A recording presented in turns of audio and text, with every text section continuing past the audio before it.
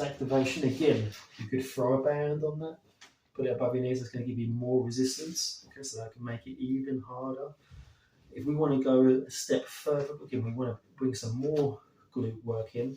We can do our hip bridge in our hip bridge modifications. So again, I'm going to throw a band on for this one.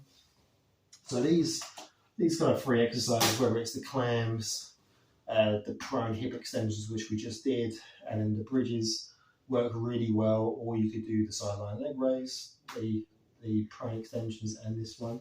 These 3 are really good for just getting those glutes really fired up, getting them nice and strong before we go in and do whatever we're going to do, whether it's a run or squats or deadlifts, maybe it's lower body day, or we're just about to go play football or rugby, whatever you've got to do, we want to get those glutes working. So the next one is the bridge.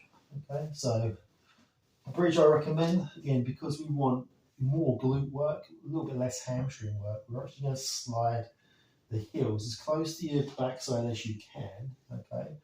So that will put the hamstrings in such a short position where they can't do very much.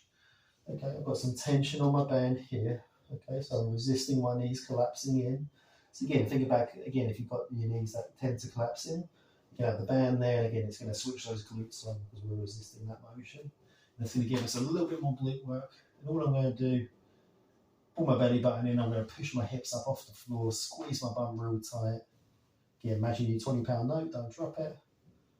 Come back down. So again, we can come back up, squeeze, hold it for 4 seconds.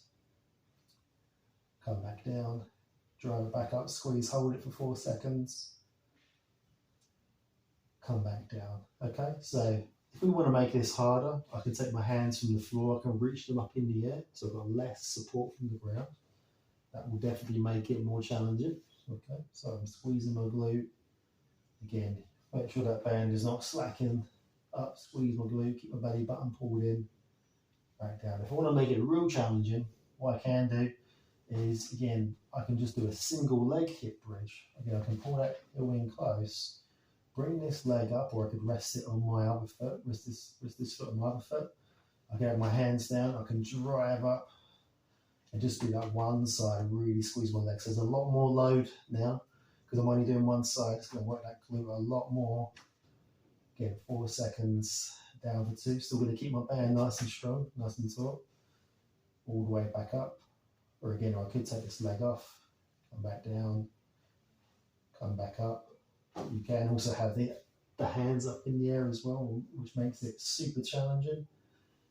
Pushing back up, squeeze your glute real tight, come back down. Okay, so there you guys go. We've got a handful of exercises there. So we've got the clamps, so that might be a good starting point. Okay. You've then got the sideline leg raise, which is the progression from the clamps. And again, you can add the bands as well. They're wonderful. Once we've done that, again, we can then quickly transition, flip onto our front, do those prone extensions where we're just lifting the thigh off the ground. That's going to target glute max a bit more.